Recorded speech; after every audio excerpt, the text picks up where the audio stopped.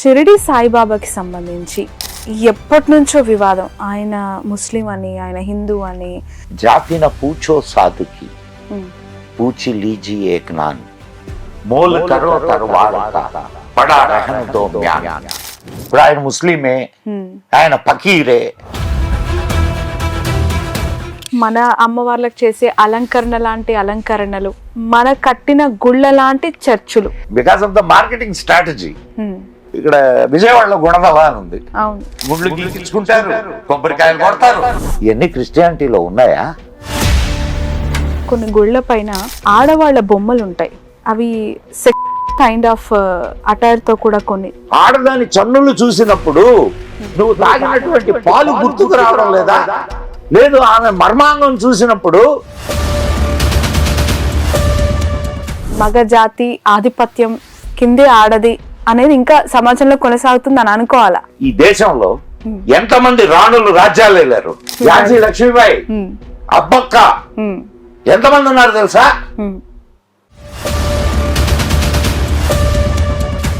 దశావతార మూవీలో శివభక్తులుగా వైష్ణవులుగా రెండు వర్గాలుగా చీలిపోయి ఆధిపత్య పోరుతో రగలటం. హిందువు అనగానే విలన్ ఎట్లుంటాడు అంటే ఇట్లా బొట్టు పెట్టుకొని ఉంటాడు, వాడు మెడలో రుద్రాక్షలు వేసుకొని ఉంటాడు.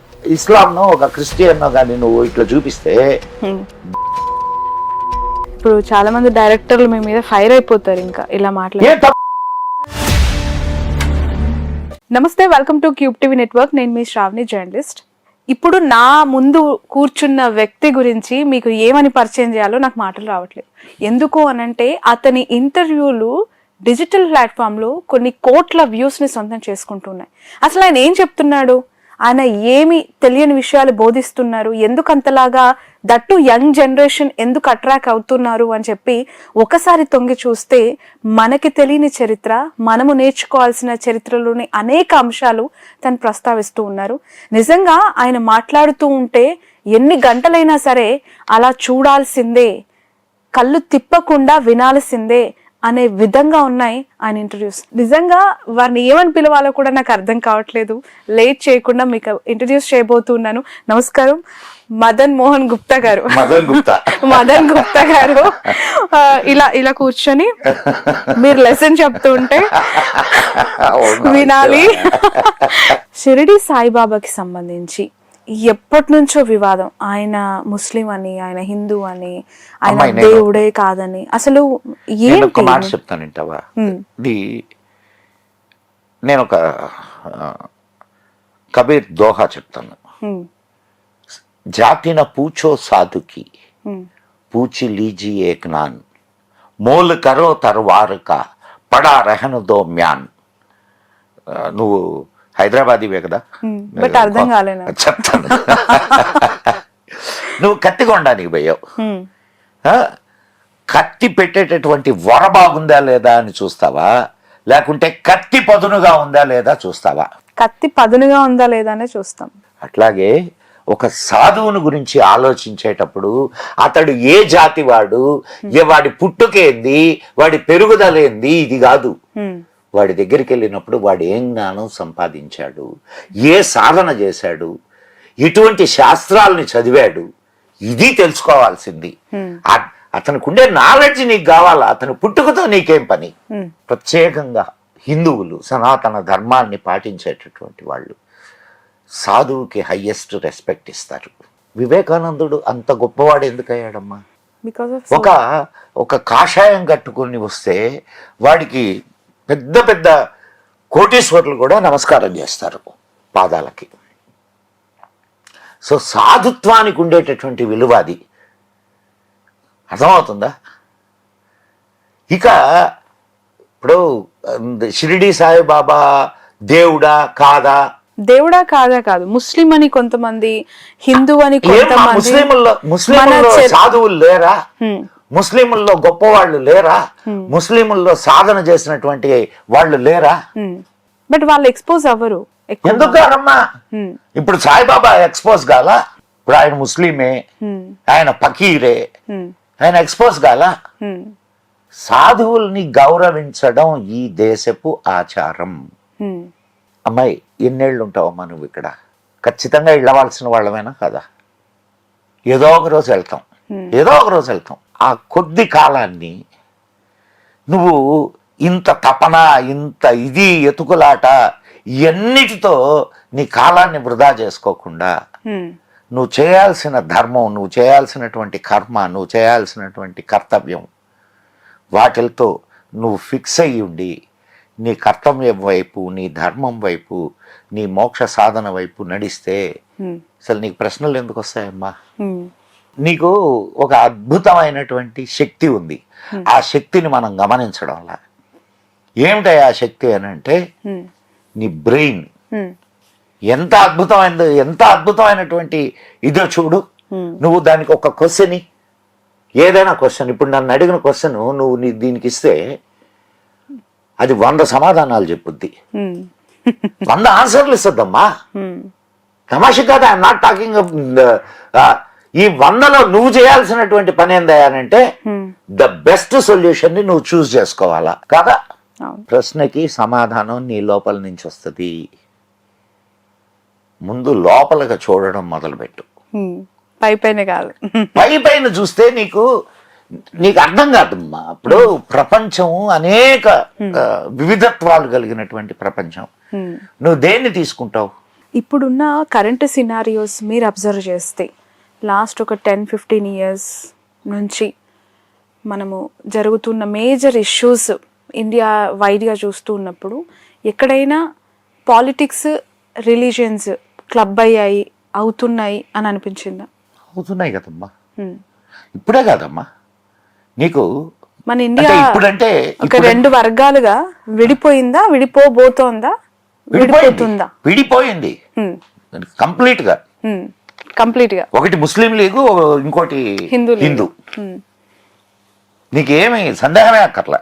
నీకు ఒక విషయం బాగా గుర్తుపెట్టుకోమ్మా, ఏ ధర్మమైనా, ఏ మతమైనా, నేను ధర్మం అంటున్నా, ధర్మం అనేది ఒకటే, అది సనాతన ధర్మం. ఏ మతమైనా వర్ధిల్లాలి అని అంటే రాజాశ్రయం తప్పనిసరిగా కావాలా. నువ్వు ఒక గుడి కట్టుకోవాలమ్మా. నువ్వు గుడి కట్టుకోవాలి అని అంటే నీకు స్థలం కావాలనా? ఎవరు ఇవ్వాలా? గవర్నమెంట్ దగ్గరికి వెళ్ళావు, అయ్యా నా గుడి కట్టుకుంటానయ్యా, కాస్త స్థలం వేయండి. స్థలం ఇవ్వాలా? ఇస్తారా? ఇవ్వరా? పేరుకు సెక్యులర్, కానీ హిందువు మాత్రం సెక్యులర్గా ఉండాలా, తక్కిన వాళ్ళు సెక్యులర్గా ఉండకూడదు. అది ఈ దేశపు విధానం, ఈ దేశపు రాజకీయ నాయకుల విధానం. హిందూ మాత్రం సెక్యులర్గా ఉండాలా. ఒక ముస్లిం కానీ ఒక క్రిస్టియన్ కానీ వాళ్ళు సెక్యులర్గా ఉండాల్సిన అవసరం లే. దీన్ని సమర్థిస్తావా నువ్వు? అంటే ఈ పర్యవసానాలు ఎలా ఉండబోతున్నాయి? ఏమవుతాయి? ఇంతకుముందు జరగలేదా? 1946లో 47లో జరిగినటువంటి మానవ హననం ఏమిటి? అర్ధరాత్రి స్వాతంత్రం అనే ఒక పుస్తకం ఉంది, మిడ్ నైట్ ఇండియా. నేను విన్నాను, చదువు. బట్ ఈ రిలీజియన్ ఓరియంటెడ్ పాలిటిక్స్ ఫ్యూచర్ ని ఎలా డిస్ట్రాయ్ చేయబోతుంది? ఎస్పెషల్లీ యూత్ పాయింట్ ఆఫ్ వ్యూలో వాళ్ళు ఎంత జాగ్రత్తగా ఉండాలి, ఎంత అలర్ట్ గా ఉండాలి? Religion, see here don't compare the religions with the dharma. Dharma is entirely different and religion is entirely different. Dharma is the nature, okay, religion is your belief. ఇక్కడ సనాతన ధర్మంలో నుంచి కొన్ని రిలీజియన్స్ వచ్చినాయి, అండ్ ఎక్కడి నుంచో కొన్ని రిలీజియన్స్ ఈ దేశంలోకి వచ్చినాయి. అడాప్ట్ చేసుకోలేదు, రుద్దబడ్డాయి. అవునా కాదమ్మా? మనం పదాలు వాడేటప్పుడు కూడా చాలా జాగ్రత్తగా వాడాలి. రుద్దబడ్డాయి. ఎవడమ్మా క్రిస్టియానిటీని తీసుకునేది? It's a very good marketing religion, very good marketing religion. దానికి కంటిన్యూయేషన్ గానే నేను ఒక క్వశ్చన్ యాక్చువల్గా మిమ్మల్ని అడగాలనుకున్నానండి. వాస్తవానికి ఈ మధ్య కాలంలో మా చిన్నప్పటి నుంచి గుర్తు, సుప్రభాతము, లేదంటే శనివారం వెంకటేశ్వర స్వామివి, శుక్రవారం అమ్మవారి పాటలు, సోమవారం శివుడు పాటలు, ఇట్లా మన ఇళ్లలోనే కాదు చుట్టుపక్కల ఎవరైనా సరే, పోనీ గుళ్ళు ఉన్నాయంటే అక్కడ కూడా అలాంటివి పెట్టేవాళ్ళు వింటూ పెరిగాం. చర్చుల్లో సుప్రభాత తరహాలో ఒక బైబిల్ సూక్తి, అమ్మవార్లు అక్కడుండే అమ్మవార్లకు మన అమ్మవార్లకు చేసే అలంకరణ లాంటి అలంకరణలు, మన కట్టిన గుళ్ళ లాంటి చర్చులు అంటే ఆకారాలు, ఇవి ఎందుకు చూస్తున్నాము అంటే వాళ్ళ బైబిల్లో ఉందా? అస్సలు లేవు, కాపీ పేస్ట్లు. ఎందుకు? ఏమొస్తుంది? నీకు ఒక విషయాన్ని బాగా అర్థం చేసుకోమ్మా. వాళ్ళెవరు చేసేవాళ్ళు ఎవరు అక్కడ? ఇవన్నీ చేసేవాళ్ళు ఎవరు? నీ వాళ్ళు, నీ ధర్మంలో నుంచి వెళ్ళిన వాళ్ళు. ఎందుకు వెళ్తున్నారు చెప్తాను. Why they are addict? Because of the marketing. Okay, because of the marketing strategy. ఇప్పుడు నీకు చెప్పాను కదా ఇందాక, ఆధ్యాత్మిక తపన ఒకటి ఉంటది, అది ఇక్కడ తీరలా. అక్కడ వాళ్ళకు కంటిన్యూగా వాళ్ళని బ్రెయిన్ వాష్ చేసేటటువంటి ఒక సిస్టమ్ ఉంది, అడాప్ట్ అయ్యారు. అయినప్పటికీ ఇక్కడ ఉండేటటువంటి కల్చర్ ని వాళ్ళు వదులుకోలేకుండా ఉన్నారు. ఓకే, బాగా అర్థం చేసుకో. అది కావాలనిపిస్తుంది కానీ దీన్ని వదలాలనిపించట్లేదు కదా. బట్ అది కంటామినేట్ అవుతుంది కదా, పొల్యూట్ అవుతుంది. అంటే మన రోజులకి నేను చెప్తా, నేను ఇప్పుడు నీకు నువ్వు ఇందాక అన్నావు ఆయన సాయిబు కదా అని. ఎవరు? సాయిబాబా. ఇప్పుడు నువ్వు కొన్ని గుళ్ళల్లోకి వెళ్తే కృష్ణుడు, రాముడు, శివుడు వరుసగా ఆలయాలు ఉంటాయి, ఆ పక్కన ఇంకొకటి సాయిబాబా ఆలయం కూడా ఉంటుంది. అంటే అట్లా ఇంకొద్ది రోజులకు పోతే క్రీస్తు బొమ్మ కూడా పెడతారు, మేరీ మాత క్రీస్తు బొమ్మ పెడతారు. ఇప్పుడు నీకు ఇక్కడ విజయవాడలో గుణదల అని ఉంది, అక్కడ రథోత్సవాలు జరుగుతాయి, గుండ్లు గీకించుకుంటారు, కొబ్బరికాయలు కొడతారు. ఇవన్నీ ఎక్కడి? ఇవన్నీ క్రిస్టియానిటీలో ఉన్నాయా? నువ్వు ఇందాక అన్నావే గుళ్ళు కడుతున్నారని. కేరళలోకి వెళ్తే గుళ్ళు, లోపలికి పోతే క్రీస్తు దేవుడు. సో ఈ ధర్మం నీకు ఇప్పుడు ఒక విషయం అర్థం కావాలా, ఇక్కడ ఉన్నటువంటి ఈ సంస్కృతి, ఈ సాంప్రదాయాలు ఎంత బలీయమైనయో ఇప్పుడు నీకు దీన్ని బట్టి అర్థం కావాలా. ఫిలాసఫీ ఏముందమ్మా అక్కడ? నీకు ఆ రెండు వాటిల్లో ఫిలాసఫీ అనేది ఏం లేదు. ఫిలాసఫీ అనేది హిందూ ధర్మంలోనే ఉంది, సనాతన ధర్మంలోనే ఉంది. అనేక ఫిలాసఫీలు ఉన్నాయి, ఒకటి కాదు, ఒక ఫిలాసఫీ కాదు, అనేక ఫిలాసఫీలు ఉన్నాయి. నీకు నచ్చిన ఫిలాసఫీని తీసుకోవచ్చు. ఎవరిష్టం వాళ్ళది, ఎవరి ఎలా ఉండాలనుకుంటే అలా ఉండొచ్చు భారతదేశంలో అనేది చాలా పెద్ద ఎత్తున వినిపించే ఒక పదం అందరి నుంచి కూడా. కానీ ఈ మార్పిడి అనేది హిందూ ఎవరిష్టం వాడిది అనేది నీకు మాత్రమే చెప్పబడుద్ది. నీకు నువ్వు హిందువు కాబట్టి. ఒక క్రిస్టియన్కి నీ ఇష్టం నీది అని చెప్పరు, నీ ఇష్టం క్రీస్తే. ఇస్లాం మతాన్ని అవలంబించేవాడికి నీ ఇష్టం అల్లానే, నువ్వు చదవాల్సింది ఖురాన్ అంతే. You are not supposed to. But ఎందుకు ఇట్లా మైండ్ డైవర్షన్ అవుతోంది హిందూ? వాళ్ళ సంఖ్య పెంచుకోవడానికి, సంఖ్యాబలంతో కదా ఇప్పుడు ఇక్కడ పాలిటిక్స్ అన్ని జరుగుతాయి. These are all the political religions, not philosophical religions. Philosophical religion నీకు చూడు, ఇప్పుడు నీకు ఇంకొక మంచి యాంగిల్ చెప్తాను నేను. ఇతర దేశాల్లో ఇప్పుడు చాలా మటుకు క్రిస్టియానిటీని వదిలేస్తున్నారు, అండ్ ముస్లిం మతాన్ని వదిలేసామని చెప్పుకోవడానికి భయపడుతున్నారు. ఎందుకనంటే వదిలేస్తే చంపేస్తారు. నాకు ముస్లిం మతం ఇష్టం లేదు అని ఒక ముస్లిం అంటే చంపేస్తారు. సర్తన్ సే జుదా. అవునమ్మా, you go in YouTube and search for ex Muslim, ఎన్ని యూట్యూబ్ వీడియోలు కనిపిస్తాయో చూడు. బట్ ఒక హిందూ కన్వర్ట్ అవ్వాలనుకుంటే వెరీ గోల్డెన్ వాక్ ఉంటుంది అక్కడ. అసలు హిందువుకి నీకు పారామీటరే లేదు, నువ్వు ఉండు పో, ఈజీ కేక్ వాక్ అయిపోయింది. నిన్ను ఎవడైనా ఆపుతాడా పట్టుకొని? నేను వేరే మతంలోకి పోతున్నాను అని అంటే నిన్ను ఎవడైనా ఆపుతాడా? ఎవడు ఆపడు. కారణం ఏంటంటే ఇక్కడ సత్యాన్ని తెలుసుకోవడం అనేది ముఖ్యం. సత్యాన్వేషణ అనేది ప్రతి ఒక్కడి కర్తవ్యం. సత్యం ఏది? ఉన్నది ఒకటే సత్యం. ఆ సత్యం ఏది ఆడ సత్యం లేదు అని తెలిసిన తర్వాత వచ్చేస్తాడు. కొన్ని రోజులు. భారతదేశం ఒక గొప్ప దేశం, సనాతన ధర్మం, మన సంస్కృతి, సంప్రదాయాలు, సాధువులు, ఈమెయిల్ ఇవన్నీ చూస్తూ ఉన్నప్పుడు the richest and very cultured one of the country India అని మనం గొప్పగా చెప్పుకున్నప్పుడు, ఈ ట్రాన్స్ఫార్మింగ్ అంటే ఇటు నుంచి అటు గోడ దుంపుతున్న వాళ్ళు, ఇటు నుంచి అటు బొట్టు పెట్టకుండా, చేతులకి గాజులు వేసుకోకుండా. ఇంకొక చిన్న యాంగిల్ చెప్తాను నిన్నమ్మా. సపోజ్ పాకిస్తాన్లో అటు నుంచి ఇటు వచ్చాడు అనుకుందాం, బతుకుతాడా? లేదు ఒక క్రిస్టియన్ కంట్రీలో నేను క్రిస్టియానిటీని వదిలేస్తున్నాను, నేను ఇంకొక మతాన్ని తీసుకుంటాను అని అంటే గమ్ముకుంటారా? ఇప్పుడు కొంచెం సాఫ్ట్ అయి ఉన్నారు, కొంచెం సాఫ్ట్ అయ్యారు వాళ్ళు. కాబట్టి ఇప్పుడు నిజం తెలుసుకోవడానికి భారతదేశానికి వస్తున్నారు. నువ్వు పో ఒకసారి హరిద్వార్కి వెళ్ళు. అండ్ ఎందుకు నువ్వు ఇందాక చెప్పావు కదా అరుణాచలం, పో రమణ మహర్షి ఆశ్రమానికి వెళ్ళు. అబ్బో, నేను అసలు షాక్ అయ్యాను.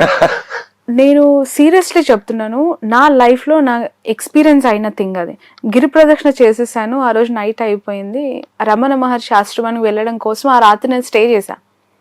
నెక్స్ట్ డే మార్నింగ్ నేను రమణ మహర్షి ఆశ్రమానికి వెళితే నా ఏజ్లో ఉన్న యంగ్స్టర్స్, నాకంటే చిన్నవాళ్ళు, వాళ్ళు ఎందుకు వచ్చి కూర్చుంటున్నారో, ఎందుకు వచ్చారో తెలియదు. జపమాల వేసుకుంటారు, బుక్కులు పట్టుకుంటారు, వాళ్ళు ఒక ధ్యానం చదువుకుంటూ ఉంటారు. మెడిటేషన్. వాళ్ళకి ఏం అట్రాక్ట్ చేసింది, వాళ్ళు ఎందుకు వచ్చేసారని అడుగుదామన్నా కూడా they are in deep meditation. అడగలేకపోయా. బట్ అలా చూస్తున్నప్పుడు చాలా హ్యాపీ వేస్తుంది. ఇలా పోతున్న వాళ్ళని చూస్తుంటే బాధ. ఏం కాదమ్మా, ఏం కాదు, ఇట్స్ ఆల్ టైం. మనం ఏమనుకుంటున్నాం అంటే ఇక్కడ నుంచి భారతదేశంలో ఇట్లా చాలా మంది చాప కింద నీళ్లు లాగా. నీ స్ట్రెంగ్త్ నీకు తెలుసుకోవడం లేదమ్మా. ఇప్పుడు నీ స్ట్రెంగ్త్ నీకు తెలుస్తున్నది. ఇప్పుడు నీ స్ట్రెంగ్త్ నీకు తెలుస్తుంది. ఈ పోయేటటువంటి వాళ్ళందరూ వాళ్ళ బిడ్డలకి ఈ ధర్మం గురించి చెప్పకే వెళ్తున్నారు అని అంటే వాళ్ళకి సరైనటువంటి ఫీడ్ ఇవ్వక. రేపు శ్రావణి బిడ్డలు వెళ్తారా? బట్ ఎంతవరకు ఆపగలుగుతారు ఇప్పుడున్న generations? They are in lot of people, they are coming back. They are coming back. If you see in the foreign countries, చాలా చర్చీలు అమ్మకానికి ఉన్నాయి. అండ్ ఇంకొకటి, ఇప్పుడు అక్కడ క్రైస్తవాన్ని వదిలేసే వాళ్ళు ఉన్నారు. అయితే క్రైస్తవాన్ని వదిలి వాళ్ళు దేనికి వెళ్ళారు? కొందరు అసలు దేవుడే లేడనే స్థితికి వచ్చారు, నాస్తికులుగా. కొందరు హైందవ ధర్మంలోకి వచ్చున్నారు. హైందవ ధర్మంలోకి వచ్చున్నారని కూడా నేను చెప్పను. వాళ్ళు వెతుకులాట మొదలు పెట్టారు. ఇది they are search of the truth. ఉత్తరాదిలో గతంలో అనేక చోట్ల గుళ్ళు కూల్చేసి మసీదులు కట్టారు. లేదంటే వాళ్ళు అక్కడ నమాజ్ చేసుకునే వాళ్ళు, ఇట్లాంటి వార్తలు మనం చాలా చాలా విన్నాం గతంలో. దక్షిణాదిలో అలాంటి ఘటనలు ఉన్నాయా ఎక్కువగా? అంటే హైదరాబాద్ లో లేవా? ఎక్కడికో పోతున్నావమ్మా, నీ హైదరాబాద్ లో లేవా? ఎందుకు కూల్చేసి మసీదులు కట్టాల్సిన ఒక నీచమైన ఆలోచన,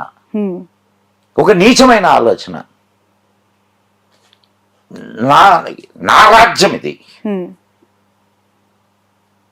నేను చెప్పిందే వినాలా, అల్లాయే దేవుడు, అల్లాను కాదంటే నిన్ను చంపేస్తాం. నువ్వు విగ్రహాలని వాటిని నువ్వు పూజించడానికి లేదు, విగ్రహాలు ఆలయాల్ని ధ్వంసం చేస్తాం. కర్నూలు దగ్గర ఒక శక్తిపీఠం ఉన్నది తెలుసా? జోగులాంబ. వెళ్ళావా ఎప్పుడైనా? అందులో మసీదులు.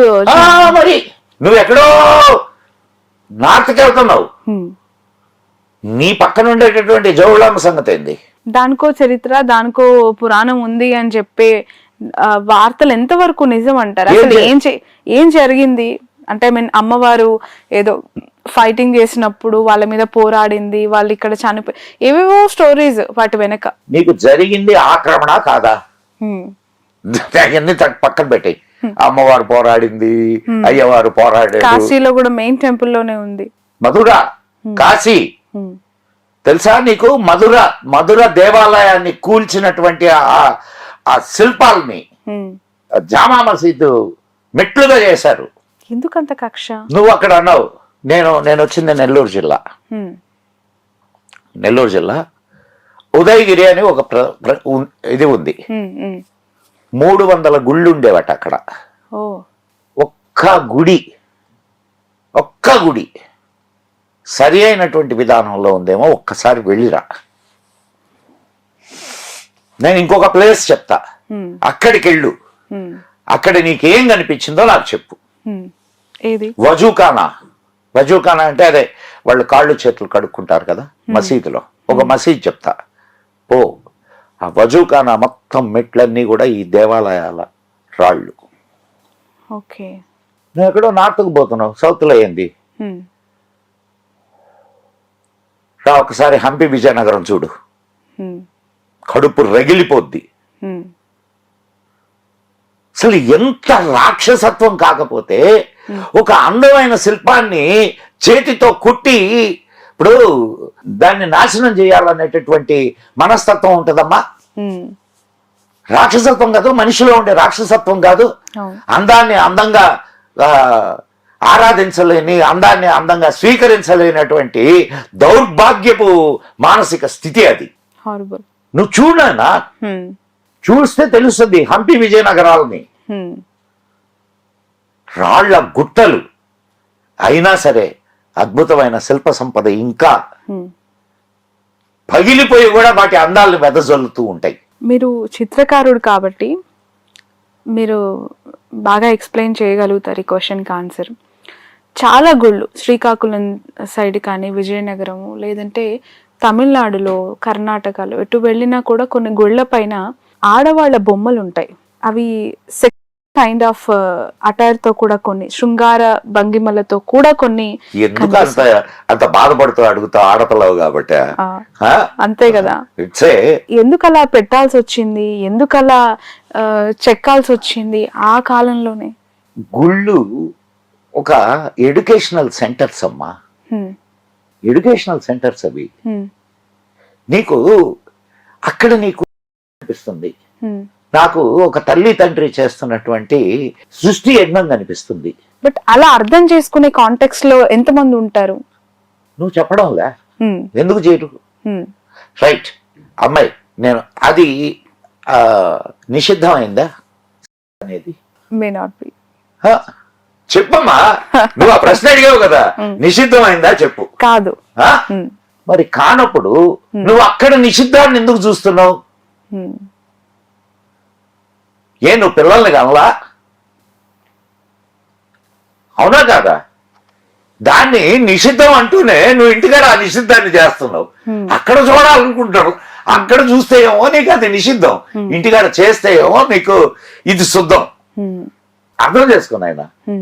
అండ్ ప్రతి దాంట్లో మన వాళ్ళు పీక్స్ ని అటైన్ చేశారమ్మా. నువ్వు వాళ్ళు ఒక ఏదో క్షణికమైనటువంటి దానిగా తీసుకోవాలా అంటే మన లెట్ మీ టెల్ యూ, దాని మీద శాస్త్రాలు రాశారు మన వాళ్ళు. ఆడవారిని పురాణాల్లోనే అలా చూపించారా? ఆ గోడల మీద శిల్పులు చెక్కిన ఆ శిల్పాల్లో కూడా అలా చూడటం వల్ల సమాజంలో ఎక్కడ నీకు అవన్నీ ఉండవు. అంటే ఆ చరిత్రకారులు అప్పట్లోనే అలా వేయటం ఉద్దేశాలు ఏంటి, ఆ పర్సెప్షన్స్ ఏంటి? అందుకే లేడీస్ ని ఇలా, లేడీస్ అని అక్కడ మగవాళ్ళు లేడా? మగవాడు ఉన్నాడు. ఆడదాన్ని చూస్తాయో నీకు ఇదే, ఆడవాళ్ళు చూస్తాయో లేడీస్ లేడీస్ అంటే ఉమెన్ పర్సెప్షన్స్, ఆ రూపం తీర్చిదిద్దిన విధానం ఈ రోజుకి నువ్వు శ్రీకాకుళం వెళ్తే పైన జాకెట్ లేకుండా ఉంటారు. కేరళ వెళ్తే కేరళలో జాకెట్ లేకుండా ఇట్లా పైన, అంటే ఇప్పుడు ఇది ఒక కండవా వేసుకుంటారు. నువ్వు ఎంతసేపటికి ఆడది అనగానే ఒక థాట్ తో ఎందుకు చూస్తున్నావు? ఆడదాని చన్నులు చూసినప్పుడు నువ్వు తాగినటువంటి పాలు గుర్తుకు రావడం లేదా? అవునా కాదమ్మా? లేదు ఆమె మర్మాంగం చూసినప్పుడు నువ్వు పుట్టినటువంటి స్థానం గుర్తుకు రావడం లేదా నీకు? ఎంతసేపటికి మనిషి పార్ట్ ఏమన్నా తాయా ఆడది. ఈ దేశంలో ఆడది పవిత్రమైనటువంటి దేవత, శక్తికి స్వరూపం. అలా రాను రాను సతీ సాగమని చూసాం. భర్త చనిపోయిన ఎంబడే భార్య నందులో వేసి తగలబెట్టడం, అది మారుతూ మారుతూ కాలక్రమేణా కొన్ని నేను సతీ సహగమనం అంటే నా క్వశ్చన్, ఇట్లా రూపాంతరాలు చెందుతూ విమెన్ పైన వివక్ష సమాజంలో ఒక చిన్న చూపు. అంటే ఆడది కిచెన్ లో అట్మోస్ట్ తను కిచెన్ లో అన్ని సర్దుకోవాలి, పిల్లలకి అన్ని చక్కబెట్టాలి, జాబులు చేసుకోవాలి, ఇప్పటికీ కూడా ఇంకా మగ పెత్తనం, మగ జాతి ఆధిపత్యం కిందే ఆడది అనేది ఇంకా సమాజంలో కొనసాగుతుంది అని అనుకోవాలా?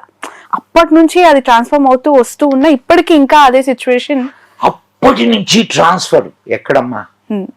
ఈ దేశంలో ఎంతమంది రాణులు రాజ్యాలు వెళ్ళారు చెప్పమ్మా? ఝాన్సీ లక్ష్మీబాయి, అబ్బక్క, ఎంతమంది ఉన్నారు తెలుసా? దాదాపు 40 మంది రాణులు ఉన్నారు, యుద్ధాలు చేసినటువంటి రాణులు. నిజమే, కానీ ఇప్పటికీ కూడా వారిపైన డామినేషన్ చేస్తున్న స్టోరీస్ ఎన్నో ఉన్నాయి కదా, వాటిని కూడా డామినేట్ చేస్తున్న మేల్ ఫ్యాక్టర్స్ చాలా. నా ఇంట్లో మా అమ్మది నా భార్యదే పెత్తనం. నేను బయటకు వస్తే మగోడిని. అది మీ గొప్పతనం ఏంది? అందరూ అలా ఉంటారు. నేను ఏదైనా ₹1 సంపాదిస్తే తీసుకుపోయి మా ఆవిడికి ఇవ్వాలా, నా ఖర్చులకి నేను తీసుకోవాలి. మళ్ళా ఏమండి ప్లీజ్ అండి ఏమండి ఖర్చులకు ఇవ్వండి. నేను పల్లెల నుంచి వచ్చిన వాడిని. పల్లెల్లో కూడా ఎవరికైనా ఏమన్నా పెట్టాలా అంటే ఇంట్లో ఆడవాళ్లే పెడతారు. అవును, మరి ఇది ఎక్కడి నుంచి వచ్చింది నువ్వు చెప్పినటువంటిది? ఇప్పటికే అదే నడుస్తుంది. ఇంట్లో ఆడవాళ్లే ఎవరికైనా ఏదైనా పెట్టాలన్నా, లేకపోతే ఎందుకమ్మాయి, నేను ఒక చిన్న విషయం అడుగుతాను, చెప్పు. పెళ్ళైంది కదా నీకు? అంటే ఎక్కడో మనం ఉదాహరణలు తీసుకోవాల్సిన పనిలే. మీ అమ్మ అనుమతి లేకుండా, మీ అమ్మకు నచ్చకుండా, అంటే నీకు నచ్చడం అనేది ఓకే, దట్స్ ఇట్. మీ అమ్మ అంగీకారం లేకుండా మీ నాన్న నీకు పెళ్లి చేశాడా? మరి ఇక్కడే మనకి ఇన్ని ఉదాహరణలు కనిపిస్తుంటే నువ్వు ఏ కుటుంబంలోకైనా వెళ్ళు. ఎస్, అయితే నువ్వు చెప్పినటువంటి విషయంలో కొన్ని ఇవి ఉన్నాయి. ఈ దేశం మీద ఎప్పుడైతే ఈ దుండగుల దండయాత్రలు జరగడం మొదలెట్టినాయో స్త్రీని జాగ్రత్తగా కాపాడుకోవాల్సిన ఆవశ్యకత ఏర్పడింది.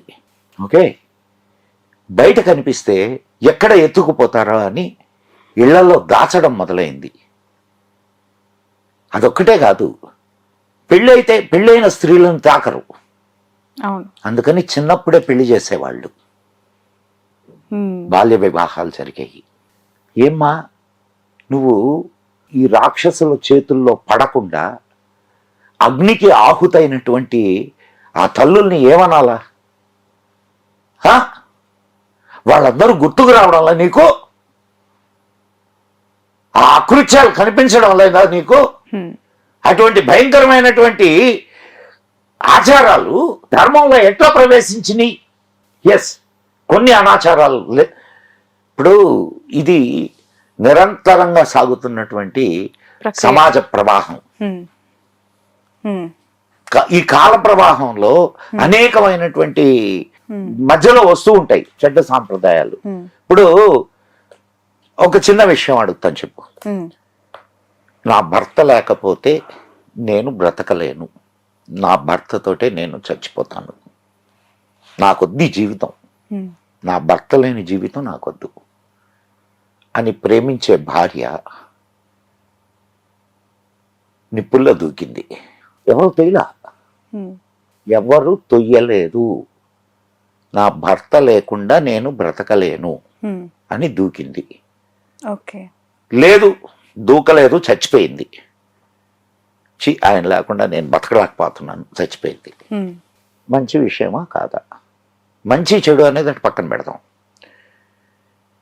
రే, నా పెళ్ళానికి నా మీద ప్రేమ ఉంది, కానీ దానికి నిప్పులంటే భయం రా, అందుకని నేను చస్తే దాన్ని కూడా నాతోటి తొయ్యండి రా. ఒక మంచి ఆలోచన ఎంత భయంకరమైన ఆలోచనగా మారిందో ఆలోచించు. అది నిజం తెలుసుకోకనా, తెలియకనా, లేదంటే ఒక కాదమ్మా, మానవుడి అహంకారం ఉంటదమ్మా ఒకటి. ఉమ్, ఆ అహంకారాన్ని జయించడు మానవుడు. వాడు ఏదనుకుంటాడో అది.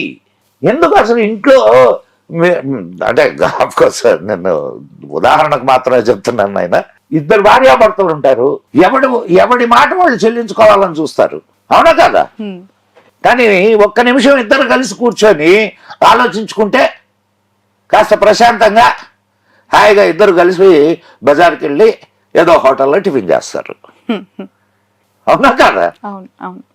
దేశంలో దురాచారాలు లేవని చెప్పట్లేదు, ఉమ్, ఎస్ ఉన్నాయి. అయితే ఇంకొక గొప్ప విషయం కూడా ఉంది ఈ ధర్మంలో, ఈ దేశంలో. ఇది దుర్మార్గం, ఇది తప్పు అని తెలిసిన తర్వాత ఆప్షన్ సరిదిద్దుకునేటటువంటి మనస్తత్వం ఉంది ఈ ధర్మంలో వాళ్ళకి. ఉమ్, ఈరోజు బాల్య వివాహాలు జరుగుతున్నాయా? నో. ఆ? ఈరోజు సతీ సహగమనాలు జరుగుతున్నాయా? చెప్పమ్మా. లేదు లేదు. ఆ? ఎందుకు సరిదిద్దుకున్నాం. ఎందుకు? అది తప్పు కాబట్టి. తప్పు కాబట్టి. ఉమ్, ఇస్లాంలో చిన్నపిల్లలకు వివాహం చేస్తారు, ఇప్పటికీ చేస్తారు, ఉమ్, జరగట్లే ఇక్కడ. ఇదే హైదరాబాద్లో ఉమ్, ఎంతమంది చిన్న బిడ్డల్ని ఉమ్, అరబు షేకులు కమ్మారు. ఉమ్, ఏమ్మా మాట్లాడు? ఉమ్. ఏ వాళ్ళు బిడ్డలు కాదా? ఏం నీ బిడ్డలు కనిపించడం వాళ్ళ? దశావతార మూవీలో కమల్ హాసన్ చెప్పే ఒక డైలాగ్ ఉంటుంది, మన హిందువులే 2 వర్గాలుగా విడిపోయి. వాడు హిందూ ఏందమ్మా కమల్ హాసన్? అంటే ఆ సినిమాలో, అక్కడ సినిమాలో నేను మాట్లాడుతున్నాను, కమల్ హాసన్ గురించి పర్సనల్ గా కాదు. హిందువులు 2 వర్గాలుగా, శివభక్తులుగా, వైష్ణవులుగా 2 వర్గాలుగా చీలిపోయి ఆధిపత్య పోరుతో రగలటం, లేదంటే సినిమాలను చూసి చరిత్రలు మాట్లాడితే ఇట్టే ఉంటదమ్మా. ఇక్కడ ఉండేటటువంటి సినిమా వాళ్ళల్లో మొత్తం కమ్యూనిస్టులు, ఎథీస్టులు పాదాలు వేసుకొని కూర్చొని ఉన్నారు. వాళ్ళు ముస్లింల గురించి ఒక్క మాట మాట్లాడరు. నువ్వు చూడు, ఏ సినిమా అయినది హిందువు అనగానే విలన్ ఎట్లుంటాడు అంటే ఇట్లా బొట్టు పెట్టుకొని ఉంటాడు, వాడు మెడలో రుద్రాక్షలు వేసుకొని ఉంటాడు, పెద్ద గడ్డం వేసుకో, ఒక ఎంటి కొడుకులు అసలు నరకాలనిపిస్తుంది నాకు. ఓ టోపీ పెట్టి గడ్డం పెట్టి మీసాలు తీసేసి విలన్ని చూపిలేరా? అలా కమెడీని చేశారు కదా, మీరు పొరపడ్డారు. అలా ఉన్నారు, బట్ వాళ్ళు కమెడియన్స్. చూడండి చాలా సినిమా.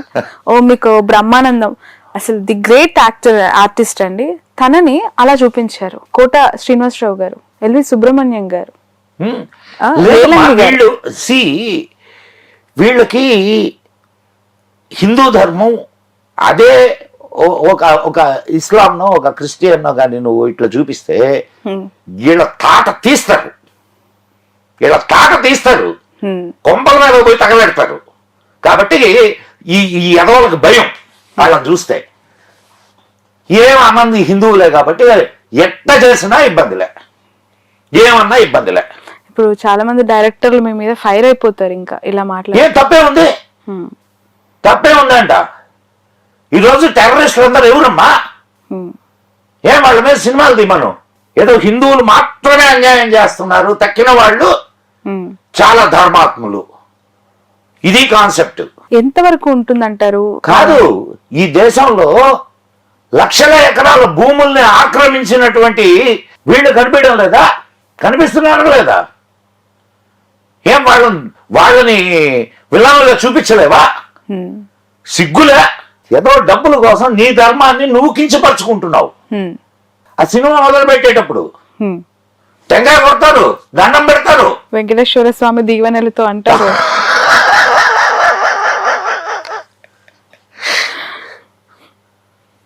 ఎమోషన్స్ మీద ఆడుకునేటటువంటి వాళ్ళ గురించి ఎందుకు మనం? బట్ ఎంత ఇంపాక్ట్ ఉంటుందండి. నిన్న ఒక ఉంటుందమ్మా. నిన్న మీరు చూసుంటారు కదా, మీర్పేట్లో టాపిక్ వచ్చింది కాబట్టి అడుగుతున్నానండి.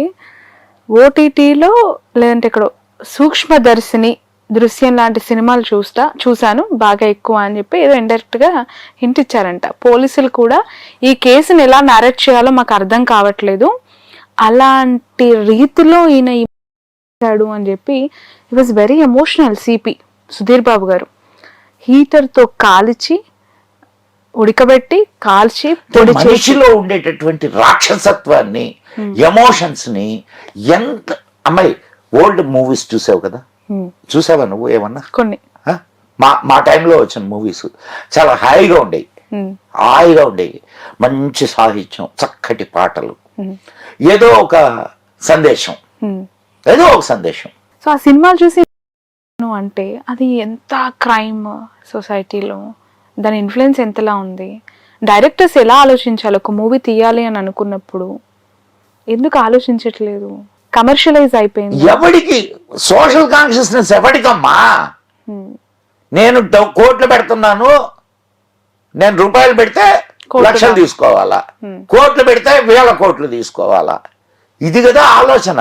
Social binding, this is my society అని ఎవడు అనుకుంటున్నాడు చెప్పు? నేను ఈ సొసైటీకి దూరం, I am the creator, I am the king. మీ ఎక్స్పీరియన్స్లో ఇన్ని వేల బుక్స్, కొన్ని వందల కొద్ది తిరిగేసిన మీ పఠనం ద్వారా తెలుసుకున్నది ఏంటి? హిందూగా పుట్టిన ఒక వ్యక్తి చనిపోయేలోపు మోక్షం రావాలి అంటే ఈ పలానా పుణ్యక్షేత్రాలు దర్శించుకుంటే మోక్షం వస్తుంది. రాదు. ఎందుకు? మనం చేసిన పాపాలు అలా ఉన్నాయా? రాదు. పాపాలు పోవు. ఏ గుడికి వెళ్ళినా రాదు. రాదు. ఎందుకు? గుడికి వెళ్ళినంత మాత్రాన మోక్షం వచ్చే పని అయితే గుడికి వెళ్ళిన వాళ్ళందరికీ మోక్షం రావాలా? నువ్వు గుడి ప్రాథమిక స్థితి, అక్కడి నుంచి ఎదుగు, దైవత్వం వైపు అడుగులు వేయి. అసలు దేవుడు ఎవరు, ఎట్లా ఆరాధించాలా, ఆయనలో కలవాలి అని అంటే నువ్వేం చేయాలా? ఆ సాధన చేస్తే నీకు మోక్షం వస్తుంది. కానీ దేవుడి దగ్గరికి పోయి ఏంటో ఇక్కడ సరే. ఇంకొక మంచి దోహా గుర్తొచ్చింది, చెప్తాను. కబీర్ దోహానే, కర్మే మాలా ఫిరై జీబ్ ఫిరై ముహ్ మాహి, మనువాతో దశ దిశ ఫిరై యహతో సుమిరన్ నాహి. అంటే చేతిలో జపమాల తిరుగుతూ ఉంటది, నోట్లో ఓం నమ శివాయ, ఓం నమ శివాయ, ఓం నమ శివాయ. వాడు ఏం చేస్తున్నాడు? ఓం నమ శివాయ, ఓం నమ శివాయ, ఓం నమ శివాయ. నా పెట్లో డబ్బులు తెస్తున్నట్టుంది మా ఆవిడ.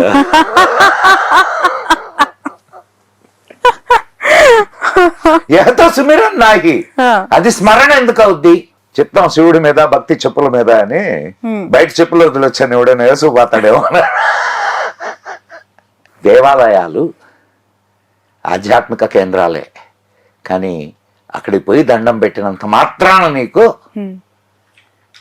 మోక్షం వస్తుంది, ఆధ్యాత్మికత వస్తుంది అంటే ఉత్తమాట. రైట్. మీరు కర్మ సిద్ధాంతాన్ని నమ్ముతారా? ఖచ్చితంగా నమ్ముతాను. నిజంగానే పాపాలు వెంటాడుతాయా? సరేనమ్మా, నేను ఒక ప్రశ్న వేస్తాను. నువ్వు వేసిన ప్రశ్నకి ప్రశ్న ఇది. ఒక మంచి సంపన్న కుటుంబంలో పుట్టింది,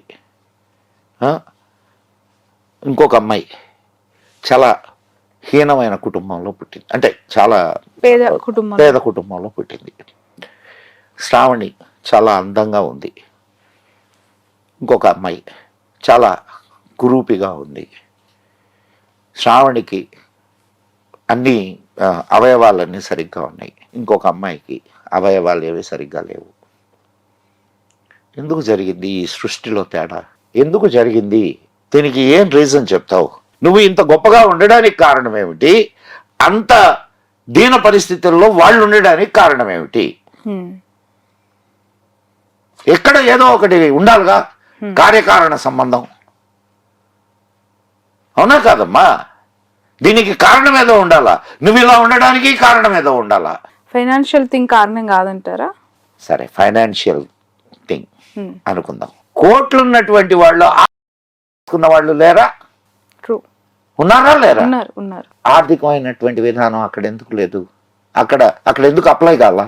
సరే నువ్వు సరే డబ్బులు ఆర్థికం అని అన్నావు, అంగవైకల్యానికి ఆర్థికానికి సంబంధం ఏంది? అవునా కాదా? అవును. ఇప్పుడు నువ్వు అన్ని అవయవాలు సరిగ్గా పుడితివి, ఇంకొక బిడ్డ కొన్ని అవయవ లోపాలతో పుట్టుండే, దీనికి కారణం ఏమిటంటావు? ఎస్, ఇంకొకటి అనుకుందాం. కర్మ సిద్ధాంతాన్ని అంత లోతుగా పోయి ఆలోచించడం కంటే చాలా సులభంగా మనం మాట్లాడుకుందాం.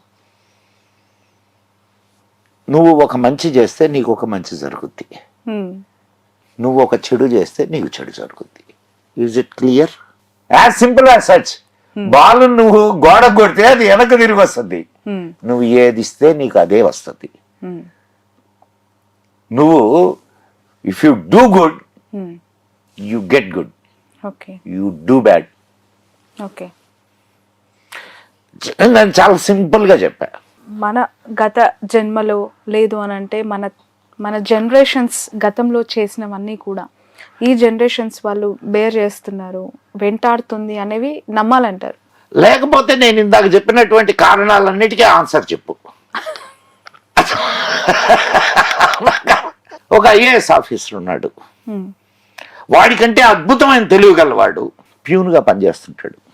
వీడికి ఉన్నదేంది, వాడికి లేనిదేంది? లక్. ఎట్టొస్తుంది అది? ఈ లక్ ఏంది మళ్ళా? ఇక్కడ చాలా అంటే కర్మలు పోయి కర్మ నుంచి మళ్ళా లక్కకు మారి. మీరు కంపేర్ చేసిన థింగ్ లో అతను ఐఏఎస్, అక్కడ చదువుకు కొలబద్దలు చాలా ఉన్నాయి. మన దేశంలో క్యాస్ట్ ఉంది, రిజర్వేషన్స్ ఉన్నాయి, చాలా ఉన్నాయి. అవన్నీ పోనీ వీడు కూడా క్యాస్ట్ రిజర్వేషన్ వాటిలో పుట్టొచ్చుగా, ఇంత తెలియగలవాడ. ఇది తెగేది కాదులేండి. చర్చ అనంతం. అర్థమైందా? నేను ఎక్కడ మాట్లాడుతున్నానో అర్థమైందా నీకు? సో నువ్వు చేసిన కర్మే నిన్ను ఉంచుతుంది. నువ్వు సత్కర్మలు చేస్తే మంచి జన్మని తీసుకుంటావు, పునర్జన్మ ఉన్నది అని నమ్మితే. Number 1 first let me be. సత్కర్మలు చేయకపోతే 84 లక్షల జీవరాశుల్లో ఏదో ఒక జీవరాశిగా పుట్టచ్చు కూడా. ఈరోజు ఉదయం ఒక వార్త చదివా. ఒక స్కూల్ స్టూడెంట్ చనిపోయిన తర్వాత తన జన్మ ఎలా ఉంటుందో తెలుసుకోవటానికి తనని తాను కత్తితో పొడుచుకొని అనిపోయింది. School student. నీకు చావుకి తెలుసా? నీకు పెద్దవాళ్ళు చెప్తుంటారు, నిందలేందే బొందిపోదు అని. విన్నావా ఎప్పుడైనా ఈ సామెత? కొంచెం రేర్గా. నిందలేందే బొందిపోదు అంటే సావు అనేది అల్టిమేట్ జరిగింది. కానీ ఇప్పుడు నువ్వేం చెప్పావు కాజు దానికి? ఆయన క్యాన్సర్తో చచ్చాడు, ఈయన టీబీతో చచ్చాడు, ఆయన యాక్సిడెంట్లో చచ్చాడు, ఈయన గుండాగి చచ్చాడు, ఆయన ముసలితనంతో చచ్చాడు అనే చెప్తారు తప్ప చచ్చాడు అని మాత్రం అనరు.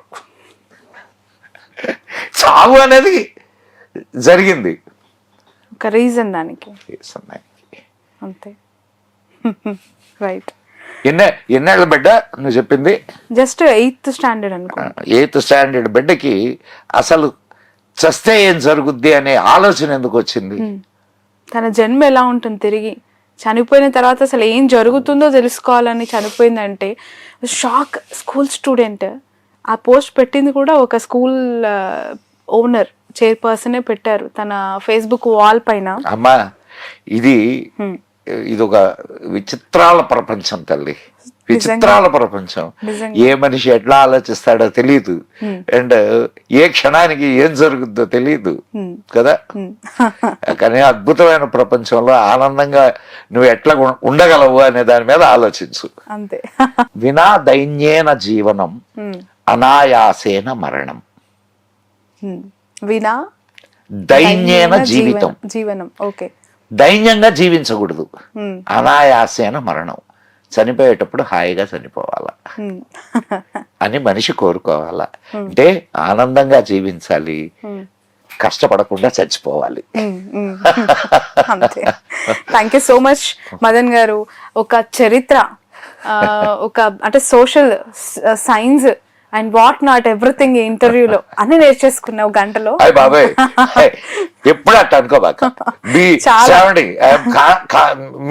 వార్నింగ్ యూ, ఎప్పుడు అట్లా అనుకోబాక. ఎంత నేర్చుకోవాల్సిన చాలా ఉంటది.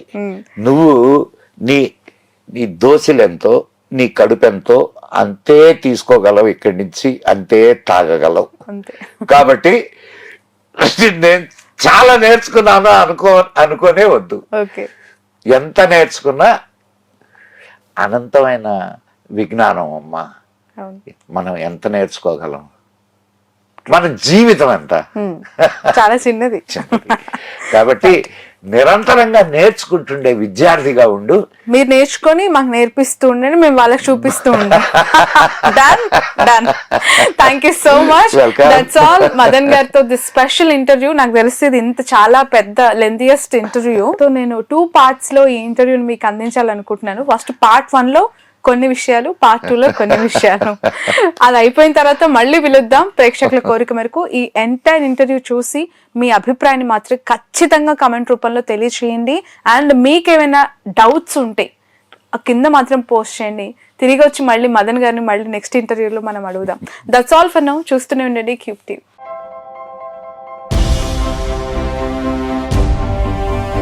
ఏంటి అలాగే నిలిచిపోయావు? గోల్డ్, డైమండ్, సిల్వర్ రేట్ ఇలా ఉంటే ఇలా నిలిచిపోకుండా ఎలా ఉండేది? మన కంట్రోల్లో లేని దాని గురించి ఫీల్ చెయ్యకు. ప్రజలకు మనం ఏం చేయగలమో ఆలోచించు గురు. తగ్గింపు ధమాకా. అన్ని బంగారు నగలపై లలిత వారి మార్కెట్లోనే తక్కువ తరుగులో ఇంకా 1% తగ్గింపు ఇద్దాం. ఓకే, వజ్రాభరణాలకు క్యారెట్కు 5000 రూపీస్ తగ్గింపు ఇద్దాం. హలో, నన్ను మర్చిపోయారే. వెండిలో కూడా తగ్గింపు ఇద్దాం. అంటే ఇది బంగారం, వజ్రం, వెండి తగ్గింపు ధమాకా. మీ లలితలో ధరలు కంపేర్ చెయ్యండి. ఎక్కడ తక్కువో అక్కడే కొనండి.